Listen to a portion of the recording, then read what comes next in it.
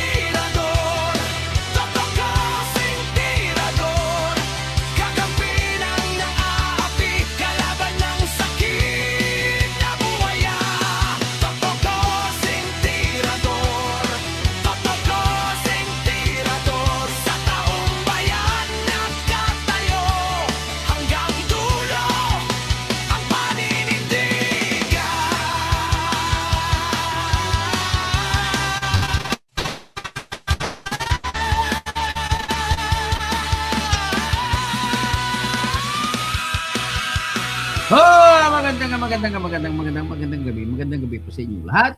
Maraming salamat po sa inyong panunod. Si Jamar Mons, maayong gabi dira sa Marvel. Namiigid nga tanaw sa vlogs mo. Salamat gid. John Ray Gargarita, Tirador sa 2020. John Ray, maayong gabi sa imo. Blab Baldos, hello po sir. Si Norm Har, anong pangalan mo sa Facebook, Sir Toto? Bertini Catalonia Kausing po. Paki-like po ako sa Facebook, paki-follow po ako. Si Mary Jane Andrade, nice song, I love it. Salamat po sa pagmamahal niyo sa aking kanta. Ito naman po, papakinggan niyo po ang ating awit. Ang ginawa ko pong awit para kay Sara Duterte ay yung tinatawag ko na durugin ang sindikato. At ang sindikato sa mga korte, sa DPWH at PhilHealth, ganun katindi po ang nangyari po sa ating bayan. Bali, napansin ko po sa ating bayan ay ganito. Parang baliwala na lang. Kasi nangyari na mahirap maghabol. Parang tinatamad maghabol ang dapat maghabol. Yun po ang nangyari sa ating bayan. Halimbawa, obligasyon ng tinatawag na obligasyon ng ombudsman maghabol. Hindi naghabol ang ombudsman hanggat hindi mo sila mapipilit. Ang hinahabol ng ombudsman sa ngayon kung sino lang gusto habulin. Yung mga kalaban ni Bongbong at mga kampi ni Bongbong ay hindi hinahabol. Sara, Sara, wala nang iba. Sara, Sara lang pag-asa. Sara, Sara, siya lang makapakulong. Mga kontraktor ubusin niya. Si BBM Sandro ikulong niya. Si Tamba Zaldi ikulong Rico niya. na lang pa, Nicoleta, who is passing you here in Plaridel, Misamis Occidental. Maayong gabi diyan sa Plaridel. Misamis Occidental. Durugin ang sindikato sa korte, sa Legendary. DPOA, sa DS Void, sa Benvenido PhilHealth. Riquelme. Boss, good evening. Ingat lang po. Sige, salamat. Ito po, dito po tayo mag-umpisa. Para maintindihan natin that I just want you to understand. Let's make it slowly. Kasi nagiging unfairly accused at unfairly believed in ng mga Pilipino ang mga patutsada ng mga kalaban ni Sara. So, umpisahan po natin dito. Yung mga Merigis Piatos, yan ang mga sinasabi nila ng mga the color or the kind of governance that you can expect from Sara kung si Sara maging presidente. Ito po, na isa-isay natin. Ito, ipaliwanag ko lang isa-isa. Ito po ay pinalabas ni Jesus Palsis. Alam mo naman si Jesus Palsis, galit ito, simula pa lang galit na kay Duterte. So lahat, anything good that is good for the Philippines, as long as it was done by the Dutertes, ay masama yan kay Palsis. Kagaya nung pag-increase ni Duterte ng sahod ng mga pulis, mga military, mga fire department officials, mga jail officials into minimum of 21,000 sa mga pulis, ay nagalit siya. Hindi niya na-appreciate yun. Bakit naman? So ito naman po sa pinag-usapan natin ito. Nakita mo, sabi niya 70% lang binigay kay Grace Piatos. Ito yung urirat ni Attorney Jesus Jes Palsis na suspendido na po siya ngayon na abogado. Ako, nasuspended ako dati. 1 taon, kagaya niya, bago ako nag-disbar. So, sabi ni Jesus Palses ay ang binigay daw 70,000 kay Merigis Piatos ay ginamit ng pambili ng gamot, medicine. So, ang sabi niya, ang hari ng confidential funds pala ay si Miko Harina na binigyan ni Inday Lustay ng 205,000 pambili na suka, supplies. So, iyan po ang mga argumento nila. And to say it otherwise, ganito po yan. May nakita kasi sila may gastos, pagkain, lahat. At ang iyan po binibigay mula sa confidential fund ay ang hindi po nila naintindihan. Bakit hindi nila alam ang sagot? Bakit imbis na pera? Bakit gamot? Well, sa mundo po ng pagkukuha, pangangalap ng mga informasyon na mga hindi mo makukuha sa normal na usapin. Kukuha ka ng informasyon tungkol sa rebelde, kukuha ka siyempre sa kapwa rebelde. So, lahat na lang ng paraan na gagawin mo para makakakuha ka ng informasyon. Ito, Merigris Piatos, 70,000 na nakalista sa resibo na nakita at hindi naman yun naging question kay State Auditor Wamil. Kundi, hindi niya lang tinanggap sapagkat hindi niya maintindihan. Nakalagay 70,000 ang reward. Pero bakit medicines nakalagay? Ayun po mga tinatanong niya. Kagaya kay Reynan Piatos, informasyon lang ang kailangan, binigyan 110,000. Kay Nova Santos, pero ito mga peking pangalan po ito, ay kinuha ng mga various goods, binigay ang mga various goods, hindi pera, binigay 85,000 ang worth. So, si Mika Harina, nag-purchase sa mga supplies, 295,000 ang binigay. Kay Janice Marie Revilla, 70,000 informasyon. Kay Patty Ting, 150,000 informasyon. Kay Andy Lim, 50,000 informasyon. Alejandro Piquet, 90,000. Fiona Biong, 80,000. Sofrenio Balzac, 80,000. Gabriel Bisaya, full information. Puro mga informasyon na lahat mga ito. So, hindi nila po naintindihan bakit ganun. Ganito po yun ang paliwanag. Yan pala. Ang paliwanag ni Sarah, ang kapalit, hindi naman lahat po ay pera ang hiningi. Sa lahat kapalit ang informasyon, yung iba nagde-demand may bigyan ko computer. Pariha din po sa nangyari diyan kay ng mga CIA agent na nanghingi ng telephone number para matagpuan kung saan si Bin Laden. Ang kapalit ay hindi pera, kundi Ferrari. So, ibig sabihin po, diyan mo malalaban na sa totoong buhay pala na kung magtatrabaho ka na bilang isang tinatawag na Intelligence Information Officer, hindi lahat po pera. Ang ibang mga hiningaan ng impormasyon, dumadaan sa mga goods, kagaya ng sinasabi ko na nagbigay ng telephone number ni Bin Laden, ay Ferrari ang hiningi. Tapos, ang sa tandaan naman natin, pera din ang binigay doon sa isang tao na laging kasama ni Marwan, na kung saan napunta pa, bakit, ang tanong niyo, bakit natuntun ng SAF, Special Action Force, kung saan si Marwan Abamer. Kasi nga may intelligence information at binayaran po yun nila ng 60 million ni Noynoy Aquino para makita lang kung saan ang lugar ni Marwan. Ang hiningi lamang po ay cellphone number. Number lang, kapag tinawagan mo at mag-connect ang cellphone number, kukuha na ngayon ng Global Positioning System, ang GPS, yung exact location ng latitude sa longitude.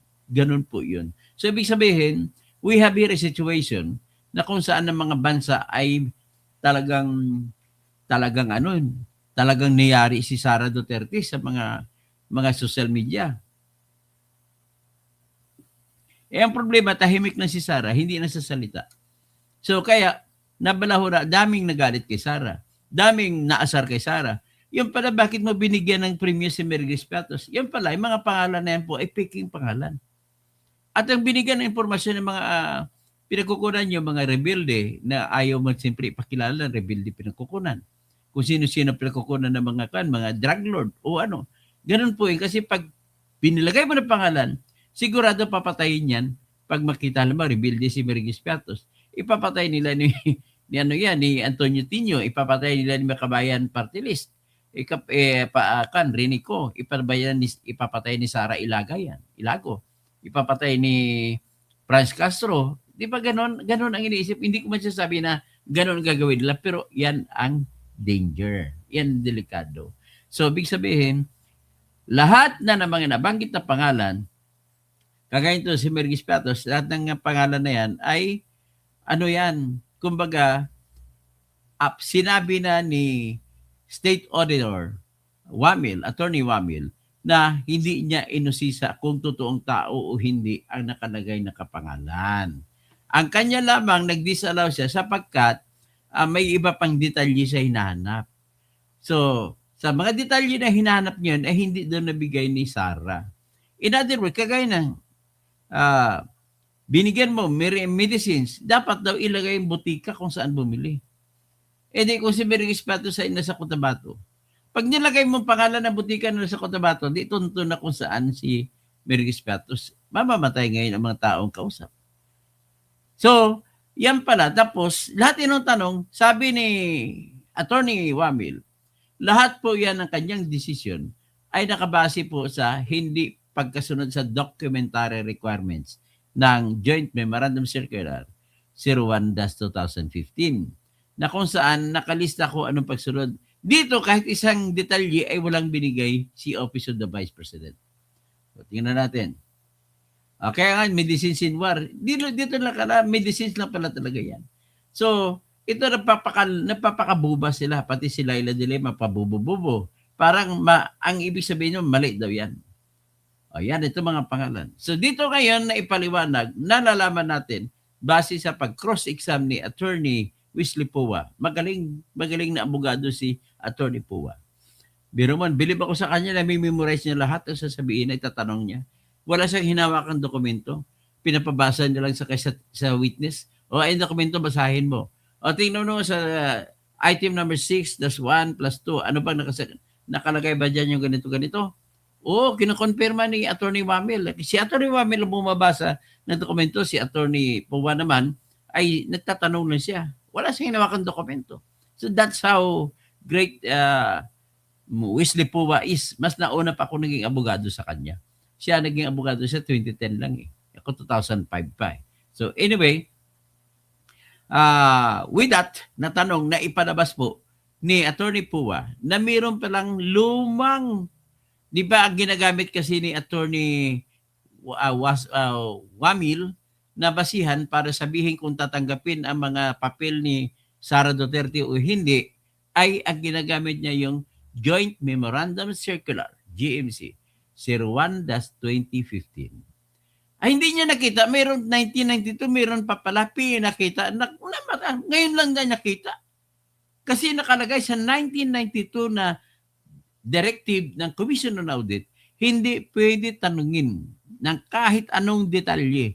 Hindi mo pwedeng hanapan ang mga nagbibigay ng resibo. Kasi kahit kunting detalye yan, at malalaman, mamamatay ngayon yung mga nagbigay ng impormasyon. Ganon po katindi ang kinakailangan sa confidential fund. So, tapos wala pang batas na naglalagay kung paano sundin, kung paano mag-liquidate sa mga confidential fund. So, ang pinagbabasyan lang nila, pinakahuli yung Joint Memorandum Circular 2015.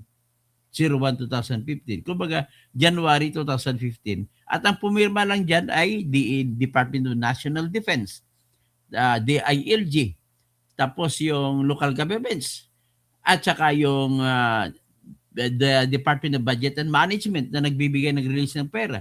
So, yan lamang po ang nakalista. Hindi para tinignan yung 1992 pa lang, mayroon ng circular ang Commission on Audit na nagsasabi, bawal na bawal alamin kahit konting detalye. Yan ang binablog ko kagabi na can you think of any situation whereby you would be giving information, money or whatever to a person from whom you will ask. Kagaya na sa Israel, grabe ang budget ng Israel sa confidential fund. Kaya nakukuha nila ang mga impormasyon galing sa Hamas. Kaya natatalo nila ang Hamas. Ganun din ang Hezbollah, natatalo nila. Because of the information. Kasi pambayad yan sa mga taga-Hamas mismo na magbabanggit ng plano ng Hamas sa Israel. Ganon din po sa atin. Kinikwento ko kanina kay Bin Laden, ganon din ang ginagawa. So in other words, kahit anong mga sikreto ay hindi dapat ibigay. Kasi hindi mo alam, may NPA dyan sa loob ng COA. Patay tayo. May NPA dyan sa loob ng Senado, patay tayo. Sa loob ng House of Representatives, may NPA, patay tayo. So, ibig sabihin, talagang sinabi doon sa 1992 circular na bawal kahit konti. Ito ngayon, ang dahilan lang, lumalabas po, ng dahilan lamang na pag-disallow ng COA sa mga pundo ni Sara, ay importante nagbigay si Sara ng resibo. Wala siyang binabanggit na hindi tinatapon. So, mga resibo niya, makikita mo may pambayad sa pagkain, pambayad sa kung ano-ano, pag-order sa mga computer, lahat-lahat. Ang in-expect kasi nila, kapag bumili ka ng informasyon mula sa kahit sino mga rebelde, ang in-expect kasi nila ay pera lahat ang bigay. Hindi po! Hindi po mukhang pera ang mga kausap, hindi lahat ay pera kapalit. Kagaya niya, no, kay Mirigis Piatos, ang kapalit mga gamot lamang. Reward.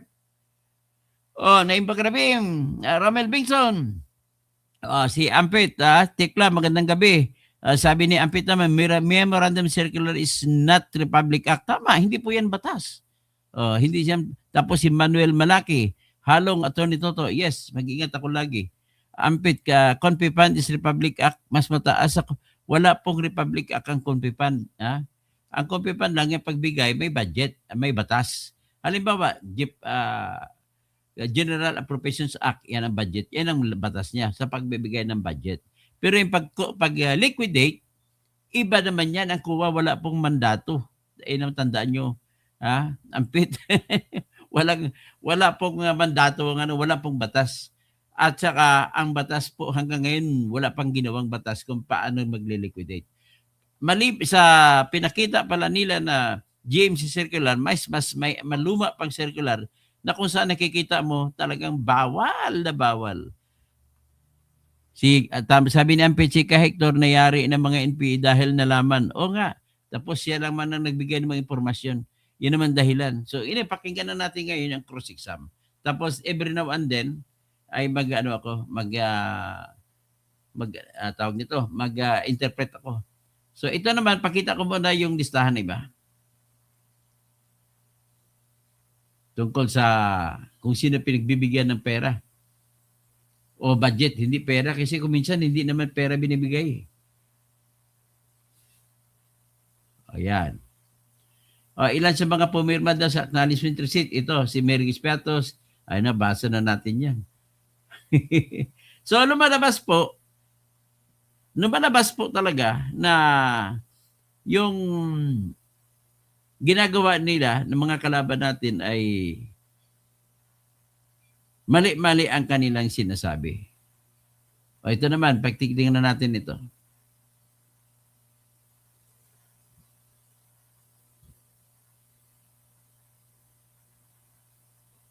Ito.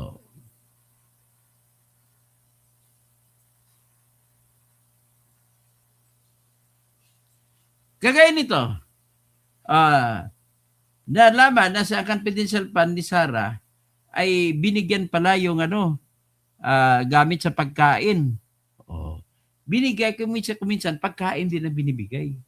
So sabi ni Harry Roque, may pinanggagamitan at pinakinabangan, hindi nilustay, hindi binulsa. Yan pong ibig sabihin yan. Akala naman itong nag-akusa, pinangkain na nila ni Sarah. Yun ang ibig sabihin. So with that, maybe I'm through with that. Ay punta na tayo ngayon sa meat of the topic natin. I will now present to you ang galing ng pag-cross-exam ni Michael Pua.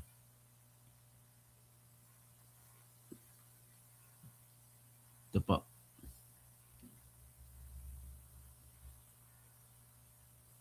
Is enacted by Congress. Tama po ba? That's correct. Now, yesterday, naalala ko po, natanong kayo doon sa time nyo sa ICFAO kung ilang vice president ang na-audit nyo pagdating sa confidential funds. Alala nyo po yon? Yes po, sir. At ang sagot nyo po ay isa lang, si Vice President Sara Duterte, the respondent in this case. Tama po ba? Yes po. Tapos Since I natanong- assumed in ICPAO in Since- 2014. Since you assumed in September 2014? Yes po, sir. Tama po. And you were asked, bakit si Vice President lang? Naalala niyo yung tanong na yun? Yes po. At ang sagot niyo po, kasi since you assumed siya lang po ang Vice President na nagkaroon ng appropriations for confidential funds. Tama po ba? Yes po. Since September 2014 po na nag-assume ako. Apo. Now, I'm showing you a doc. Dito, ipapahiya ni Attorney Pua si Attorney Wamel. Sabi kasi ni Attorney Wamel, mula nang pumasok siya sa COA, ni minsan wala siyang na-encounter na may ibang vice president na nanghingi ng confidential fund. Dito sa ngayon, patunayan ni Attorney Pua na 2014 si Binay yung nanghingi rin ng confidential fund. Ito, pakinggan yan diretso tayo. Document. If I may approach the witness, Your Honor. Counsel may approach. I am showing you a document Assisting entitled counsel from the Spec- prosecutors may also Oh, yes. approach should they so desire. I'm showing you a document, and this document is from the Department of Budget and Management, entitled Special Allotment Release Order, dated. Medyo malabo lang po yung document, no? December 22, 2014. Nakita niyo po yan? At ang purpose po is to cover confidential activities for fiscal year 2014. You see that? Yes, sir. And nung December 22, 2014, nasa ICFAO na po kayo. Tama po ba? Anong period po yan, sir? 20... We have a clear here po. Date of issue, December 22, 2014. Yes po, nasa ikaw na po. Tama po ba? Mm. At hindi po si Vice President Sara Duterte ang Vice President ng mga panahon na yun. Tama po ba? Yes po. Pero na-liquidate po ba yan?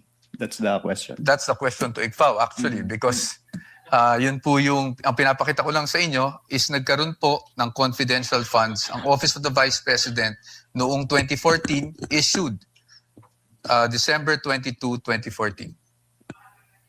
Based on that document po, Meron. Meron. You confirm. But that's okay, no? Because maybe you were just not aware yesterday when you were asked the question. I just wanted to put that on record because marami na rin pong lumalabas sa social media na si Vice President Sara Duterte lang ang Vice President na nagkaroon ng confidential funds. But you confirm that, sir. Your Honors, just a manifestation, this has not been pre-marked. We just came upon this document yesterday after the statements were made. So upon the agreement made during pre-trial, we request that this be marked as exhibit for the defense D-1-167-DE. Sorry, Sige, bago tayo magpatuloy sa ginagawa ni Attorney Puba, ay nais ko lamang banggitin yung sinasabi ni Romel Bengson. Yung baka nanalo sa loto nga, hindi pinapakita mukha. Naalala niyo yung pinalit-palitan pa yung mukha nung nanalo ng isa, babae. How much more sa kay Mary Grace Piatos? Tama ka. Nice point, Romel Bengson, nice point.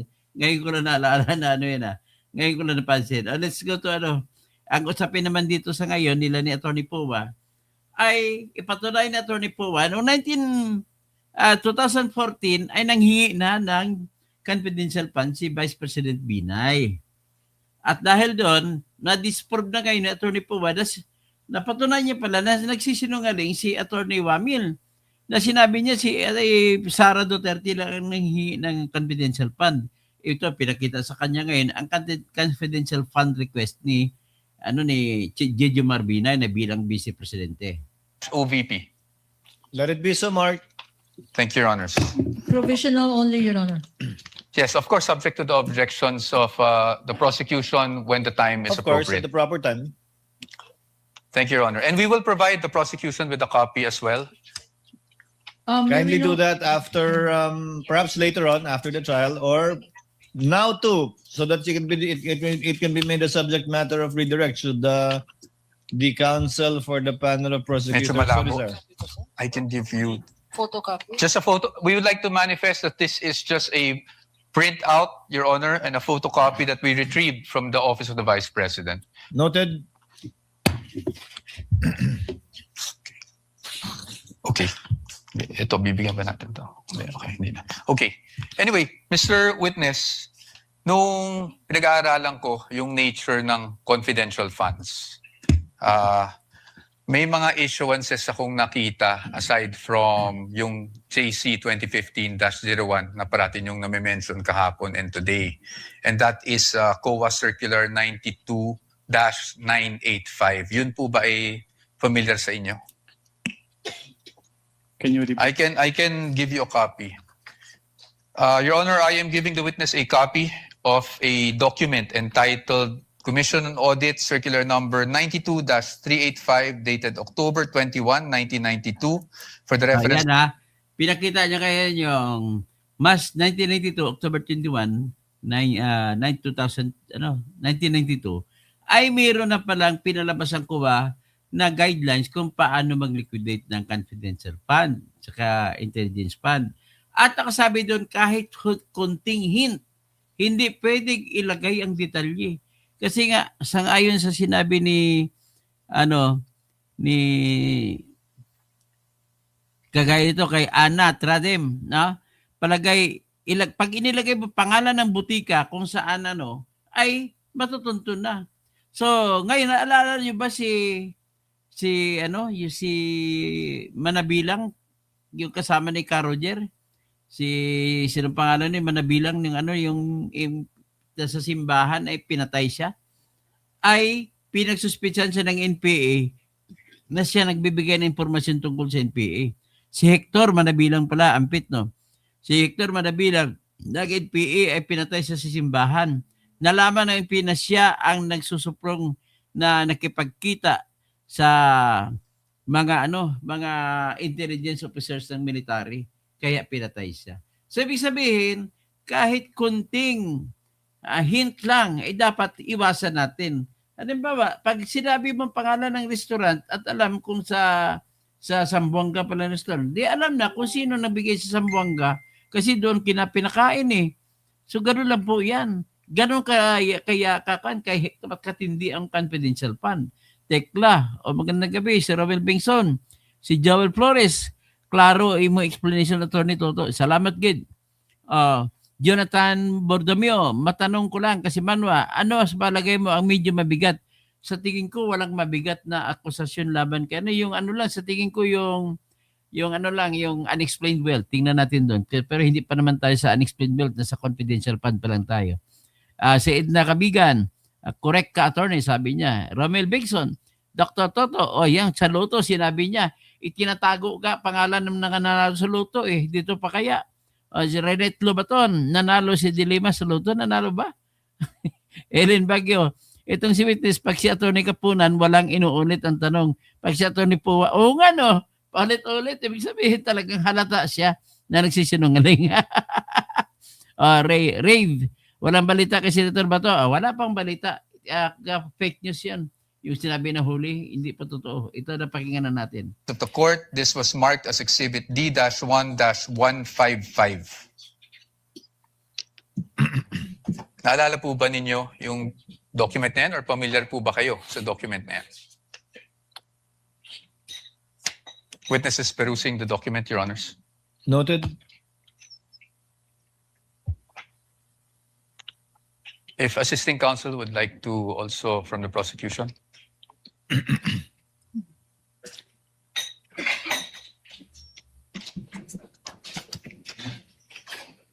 Witness will please answer. Are you familiar with that document? I am not familiar po with that document. Okay. That's okay.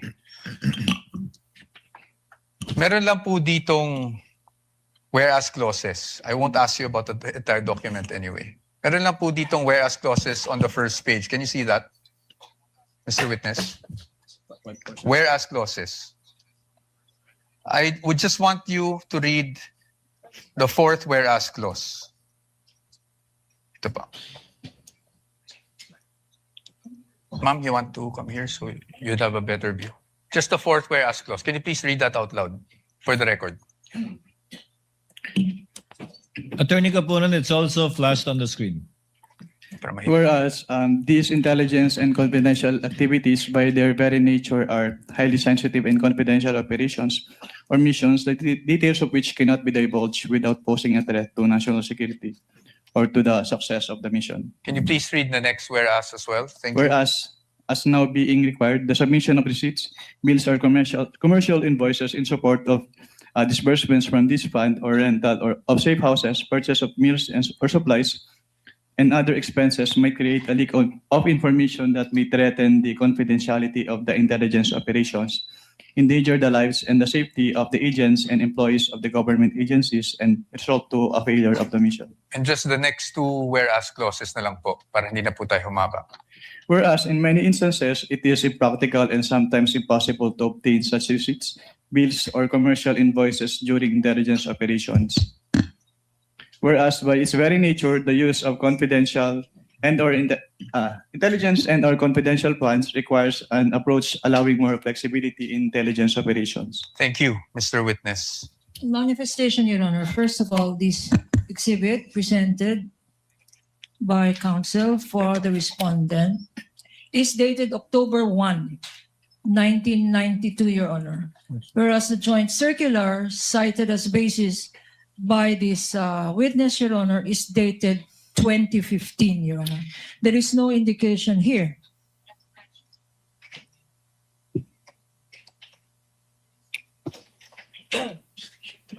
Okay.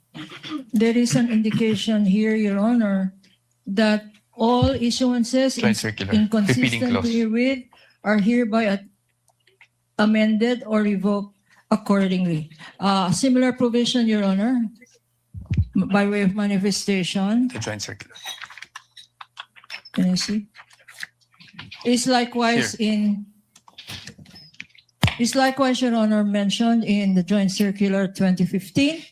Observation for the record that 2015 supersedes this circular cited by counsel for respondent, which is dated 1992, Your Honor. For the record. Noted. Thank you, Your Honor. Proceed. But again, we'd like just a counter manifestation that the repealing clause under JC 2015-01 states, and I quote, all circulars, memoranda, rules, regulations, and other issuance inconsistent herewith are deemed repealed and superseded accordingly. So the repealing clause in 2015-1 did not specify COA Circular 92-8985. Precisely our point, Your Honor. Your Honor, please counter manifestation. Of course, Counsel. Counsel read the literal meaning, Your Honor, but the substantive meaning is all circulars are deemed repealed and superseded accordingly. His interpretation, my interpretation, but no interpretation needed, Your Honor. 9.0 is expressed. All are repealed and superseded accordingly. Manifestation is duly noted. Thank Your Counsel may Honor. proceed. Your Honor, the documents would speak for themselves, Exactly. and we will leave this to the Honorable Court as to not prolong the debate on this matter. Just again, just my last manifestation. Klaro sumusunod si Sara Duterte sa batas ng pagpapaliwanag kung saan napunta ang pundo ng confidential fund. Okay? That is clear enough. The difference between Joint Circular 2015, Your Honor, it has been identified, authenticated, and testified to by this witness. This circular that they are citing, Your Honor, 1992, has not been identified. We don't know its due existence. We don't know the circumstances surrounding this document, and therefore they're covered by the original document rule. Produce the original, since you don't have a witness who has testified as to its existence, due execution, and least of all, its contents, Your Honor. And we are stating that this should be clearly in the records of this proceedings, Your Honor. Noted without prejudice to respondent presenting during their evidence in chief the original copy of the document and someone testifying thereto. We submit, Your Honor. Please proceed, Counsel. Now, dun base po sa binasa nyo, Mr. Witness, nakikita natin na mag-iba ang auditing standards or guidelines pagdating sa confidential or intelligence funds kung ikukumpara sa regular funds. Tama po yun. Well, based on the Joint Circular 2015-01, magkaiba po yung treatment between confidential fund and intelligence. Opo. Yun. At base rin- Talaga magkaiba. Binasiya niya 2015. Siya 1992 talagang stricto na hindi dapat alamin. Pero dito sa 2015, gusto pa niyang alamin kung sino-sino ang pinagbibigyan, saan ginasta, anong mga butika pinagbibilhan, anong restaurante pinagbibilhan, kung ano pa. Sa binasa nyo, ang kadalasan nangyayari pag resibo o invoices ay maaring maging impractical kung yun ang i-require. Tama po ba? Under the Joint Circular po kasi, the auditors may require the Your Honor, that's not responsive. I was just asking him to confirm what he read. Kindly answer the question, witness. Just on the circular that you read, circular 92-3. Can you repeat the question po, sir? Ayon po doon, yung regular requirement na paghihingi ng mga resibo, acknowledgement receipts may be impractical pagdating po sa confidential Can operation. we ask counsel, Your Honor, to show that particular Yes, Your provision that he is citing in respect of the circular? Kindly do so, counsel.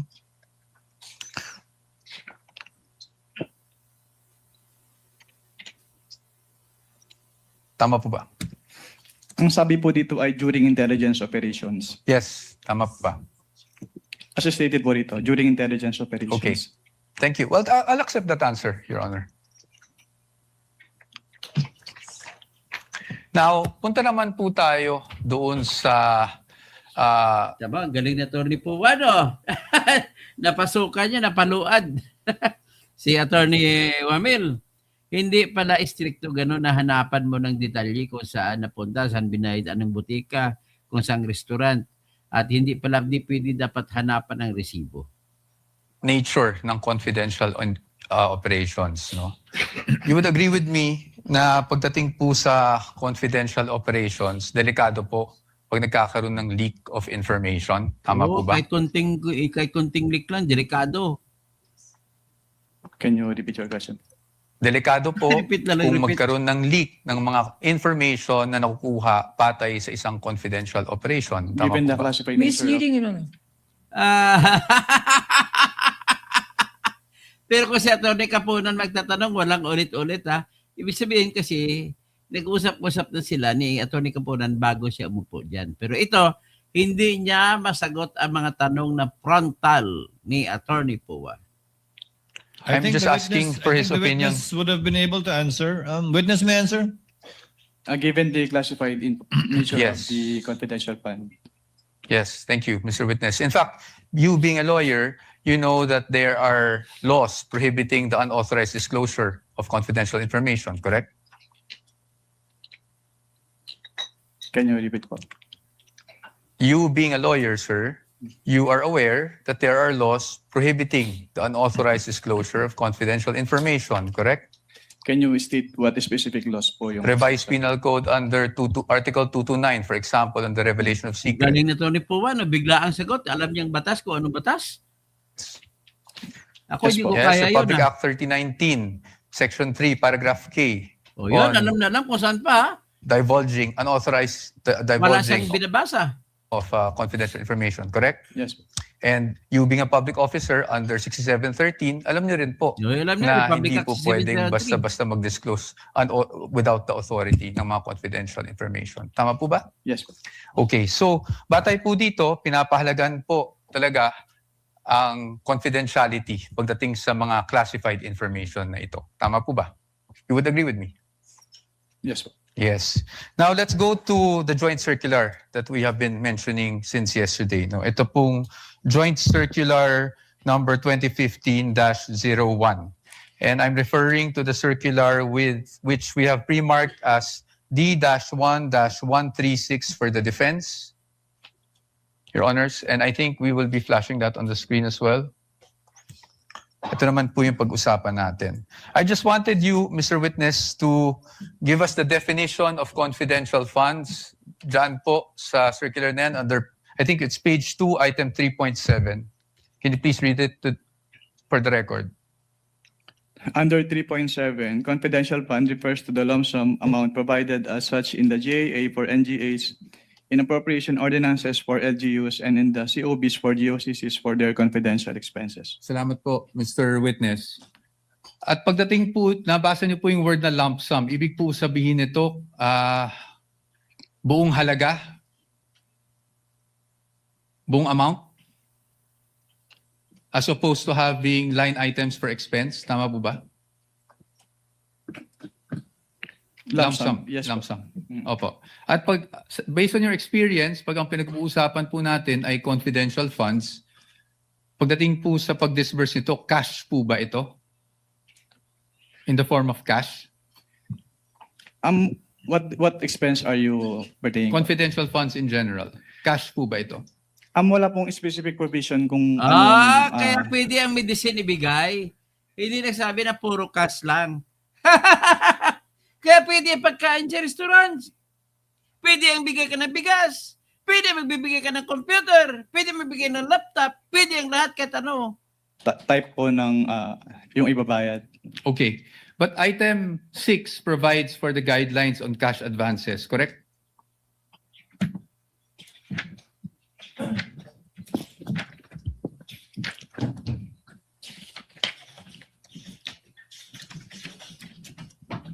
Based on this document po, yes po. Yes po. And I refer you now to item 6.1.2. Diyan po, sinasabi po ng provision na yan na ang maaari lang mag-avail ng cash advance pagdating sa confidential funds ay ang isang designated bonded special disbursing officer or SDO, or kung wala mang ganong designated SDO ay ang head of agency, correct? Yes po. At kanina po, sabi nyo, binasa nyo bawat pahina noong mga sinabmite sa inyo ng DepEd at OVP for their liquidation reports. Tama po ba? Yes po. At you would be aware na ang STO po para po sa OVP ay si Ms. Gina Acosta. Tama po ba? Based on the documents submitted, yes po. Yes, thank you.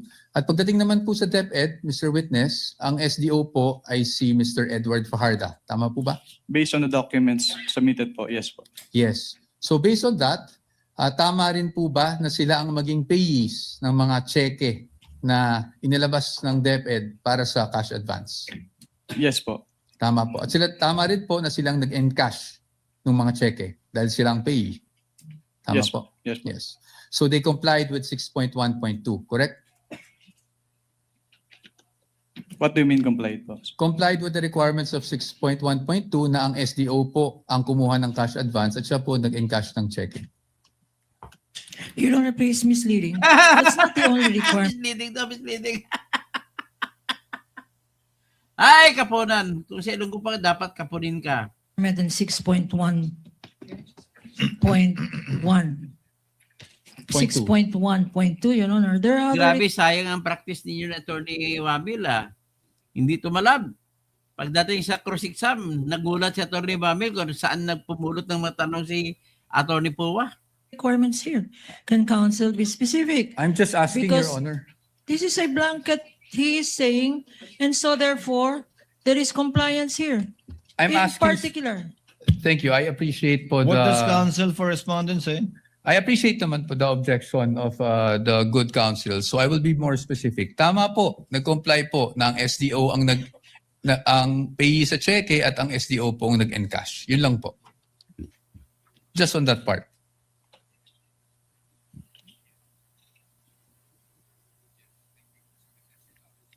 Based on the documents, si SDO yung pay ng cheque and yung nag-encash nung Okay. Thank you po. Now, I'll refer you to item 6.1.5 of the joint circular. Can you please read just the first sentence of that provision? cash advances shall be limited to the requirements for 3 months. Thank you, Mr. Witness. So tama po bang pagkakaintindi ko na para sa cash advance at any one time, ang maximum na pwede mo lang ma-cash advance ay yung requirements mo para sa 3 buwan ng confidential operations. Tama Based po ba? on this provision po, yes. Tama po. At 3 buwan po is equivalent to 1/4 of a year. Tama po ba? Yes po. Okay. Now, base po dyan sa provision na yan, nakasulat na ang maximum amount ay para sa 3 buwan. Pero meron po bang provision dyan na nagbabawal na gamitin ito in perhaps 60 days? Wala po. Meron po bang nagbabawal na gamitin ito in 11 days? Wala din po. Kaya hindi po namin sinama sa findings namin yung 11 days na disbursement. It's just a statement of fact po on the AOM. Thank you for confirming that, Mr. Witness. Familiar po kayo bilang isang CPA sa accrual method of accounting? Yes po. Can you just, in simple terms, because I'm not even a CPA, just give us a glimpse kung ano ibig sabihin. Ano ba ang accrual method of accounting?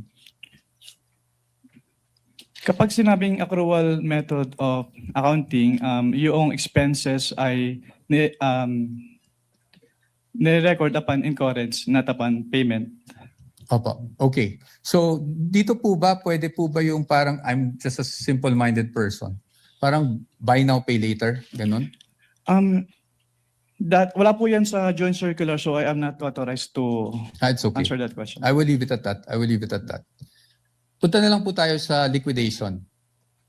Sa liquidation po, under the joint circular, that's under 6.2.2, correct? Under 6.2.2, if I may just refer you to that provision, dapat po maliquidate magsumite ng liquidation report ang isang agency na may confidential or intelligence funds within 30 days after the close of a quarter. Tama. Tama po ba? Tatlo po yung nakalagay dito, hindi lang po at the 30 days after every quarter. Sige po, please enumerate for us. Under 6.2.2 of the joint circular, all cash advances for CF and IF shall be liquidated within 30 days after every quarter or from the approved target date of completion of the project or activity or after the cash advance had been fully utilized, whichever comes first in accordance with the procedures as stated po. Okay, thank you po. Ngayon po, papakita ko po sa inyo yung liquidation report na isinumite ng OVP for their fourth quarter confidential funds 2022. Maybe this time we could just ask our assisting counsel, Your Honor, to hand the document. Assisting counsel for the other side may also Prosecution. approach. Maaari niyo po bang matukoy kung anong date po na-receive ng COA ICFAO itong liquidation report ng OVP? Based on the transmittal letter po, January 17, 2023. January Maybe 17. Your Honor, for our understanding, what Akal, exhibit akal. number? Sorry. counsel Thank you for referring to? reminding me, Your Honor. You're welcome. This is Exhibit D-1-4-OVP. 4 pala yan. This is the prosecution's P-1-11-A. No, I'm sorry. One? I'm sorry, what is it? Sorry, D-1-1. D-1-1. Sorry, Your Honor. -1. I was just corrected.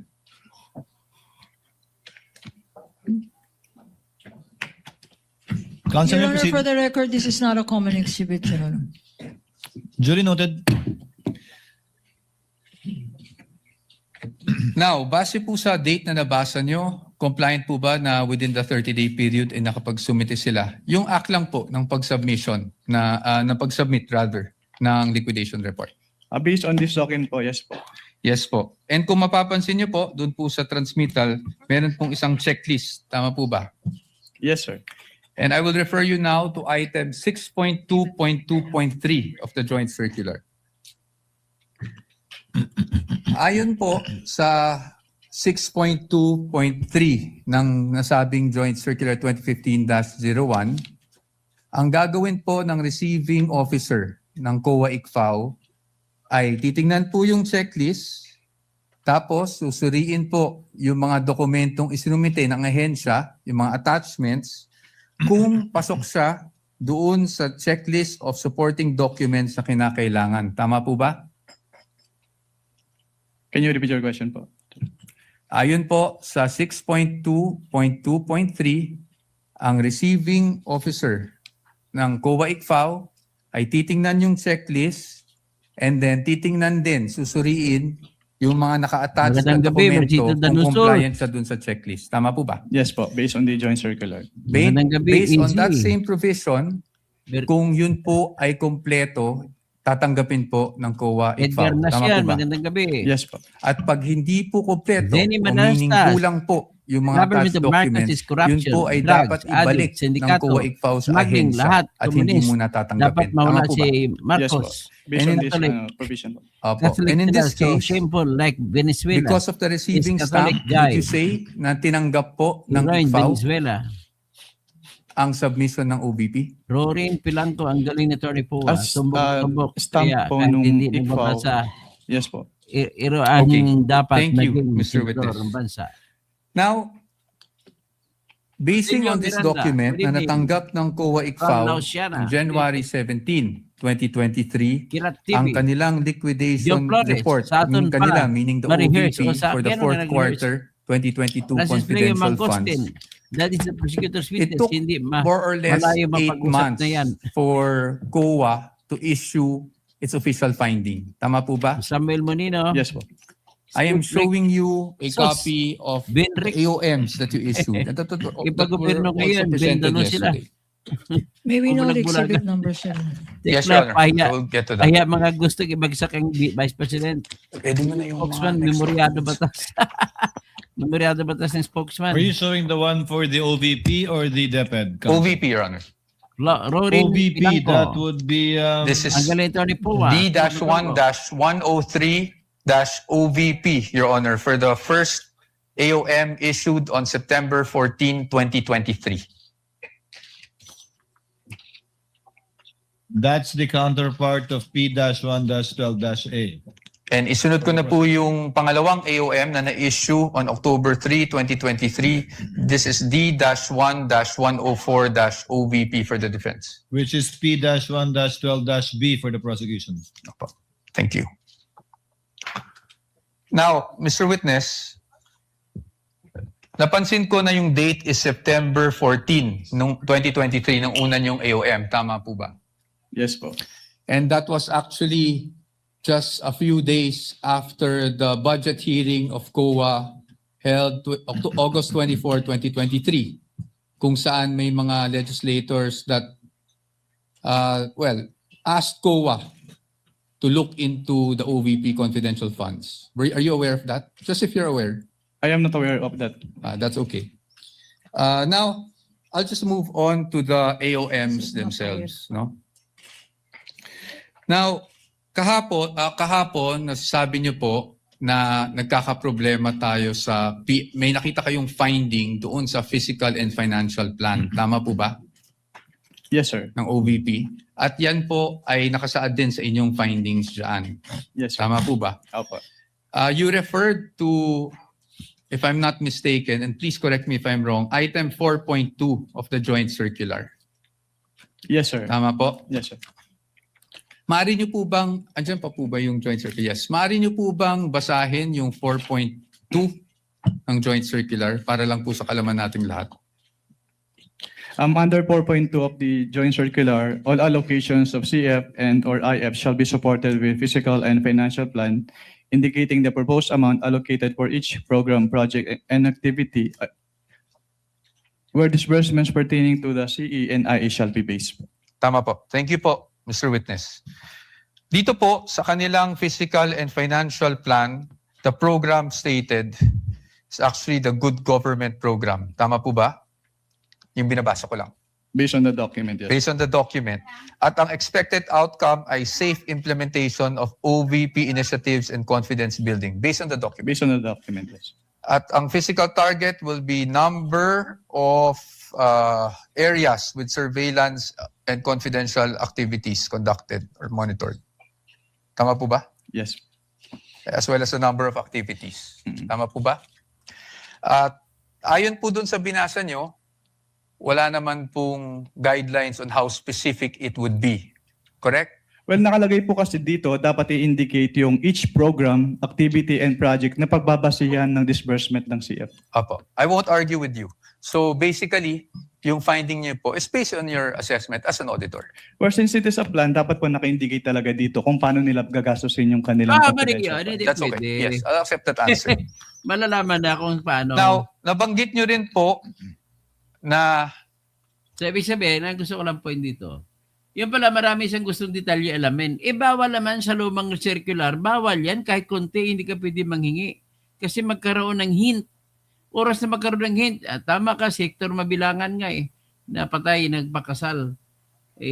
Namatay siya kasi sinuspitsa na siya nakipagbigay ng informasyon sa military patungkol sa mga location ng mga rebelde sa Sierra Madre. Hindi po nag-submit ng DEPs or document evidencing payment. Tama po? Yes, sir. At yun po ay inilagay nyo sa inyong AOM. Tama yes, po? Yes, sir. At nabanggit nyo rin po na sumagot ang Ito mga tinatanong ni Atty. Pua, ang problema sa Kongreso, sila ni Luistro, tira ng tira, hindi nila inalam ito. Kaya kung inalam nila ito, hindi na sila magkakaso tungkol sa confidential fund.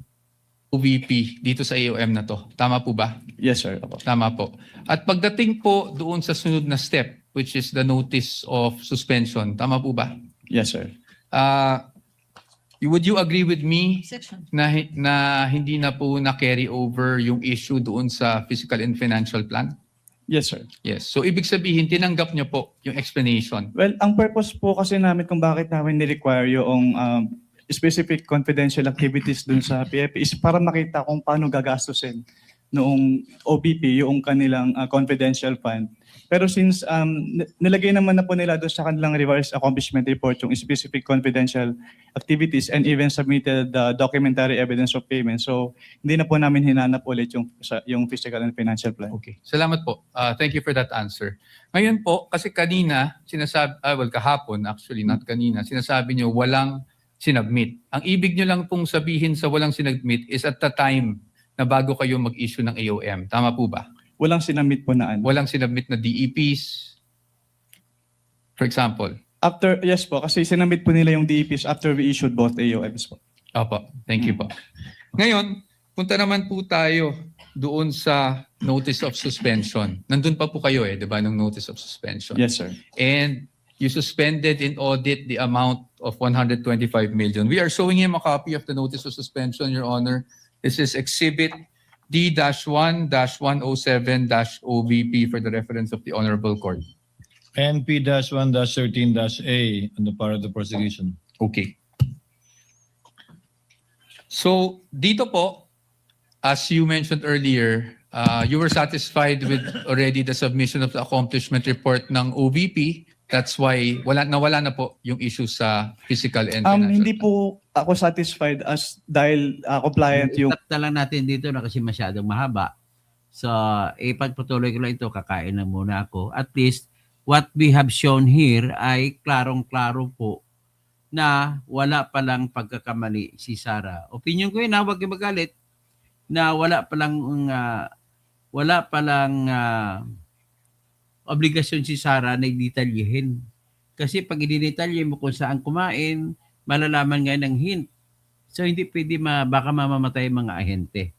So yan, nakita po natin as of now, ladies and gentlemen, you have seen it between your eyes.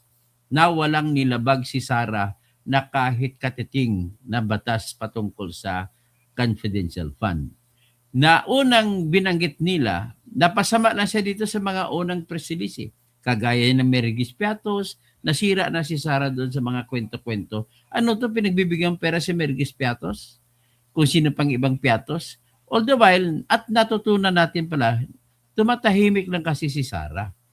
All the while, natutunan na natin ngayon, talaga palang sadyang tinatago ang pangalan ng lahat ng mga ahente, ng mga pangalan kung sinong binigyan ng pera. Kaya bawal. Ngayon, ang pinagbabasihan naman ng auditor na yan ngayon, yung bagong circular. Sa lumang circular noong October 1, 1992, ay bawal kahit kunting hint.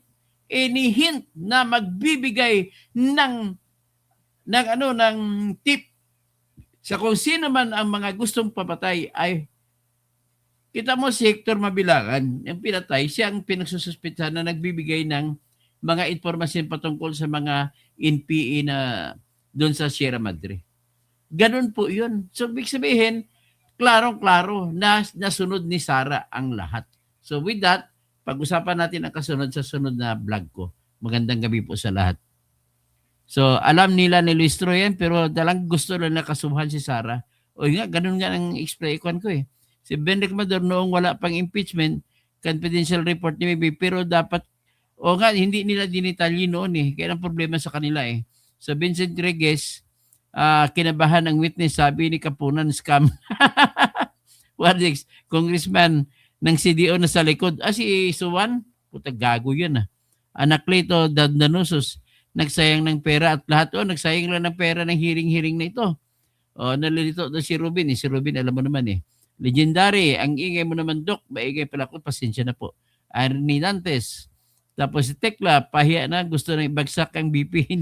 Hindi ni spokesman, memoryado, magaling sa memory si Attorney Puwa. So Samuel Monino, good evening po, Dok. Slick Rick, sus, Binrek, iba gobyerno ngayon, hindi bindalo sila ngayon. Anesito Danusos, magandang gabi, attorney. Easy evening po, attorney.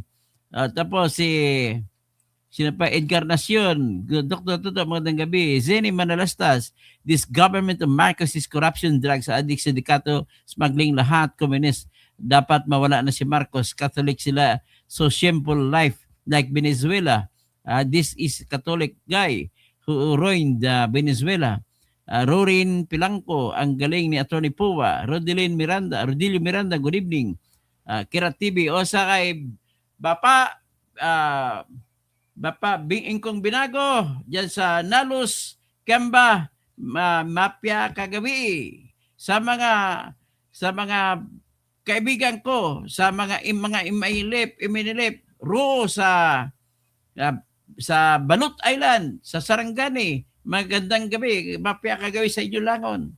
Assalamualaikum warahmatullahi wabarakatuh, mga kaibigan. Okay, Allahu Akbar, Allahu Akbar. Magandang gabi po. Diyos ay pinakamabigat sa atin. Okay?